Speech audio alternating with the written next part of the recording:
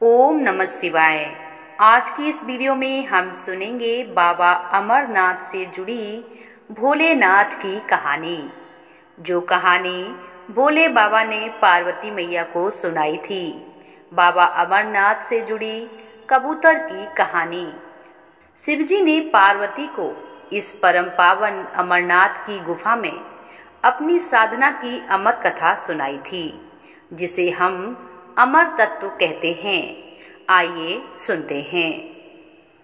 एक बार माता पार्वती ने भगवान शिव से पूछा, आप अजर और अमर हैं और मुझे हर जन्म के बाद नए स्वरूप में आकर फिर से बरसों की कठोर तपस्या के बाद आपको प्राप्त करना होता है।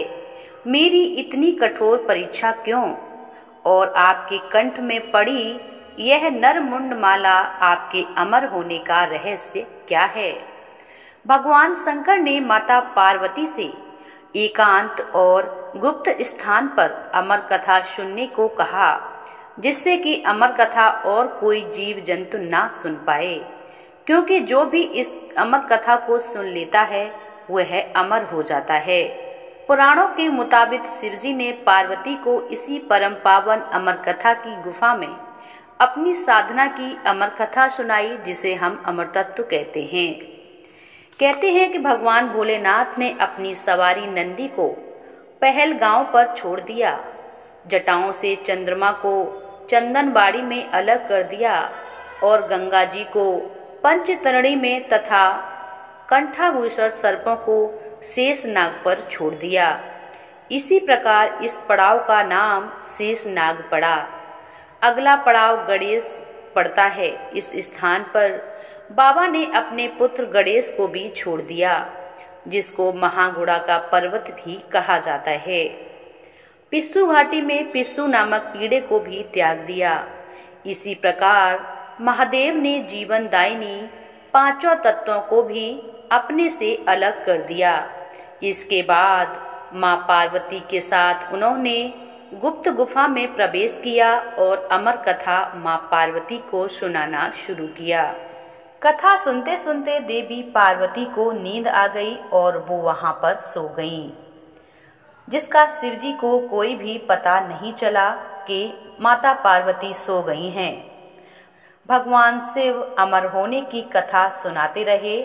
उस समय गुफा के अंदर दो सफेद कबूतर शिवजी की कथा सुन रहे थे और बीच बीच में गूं गूं की आवाज निकाल रहे थे।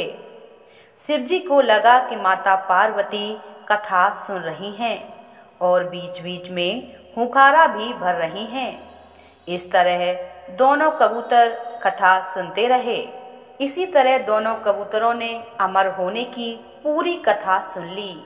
कथा समाप्त होने पर शिवजी का ध्यान पार्वती की ओर गया, जो सो रही थीं।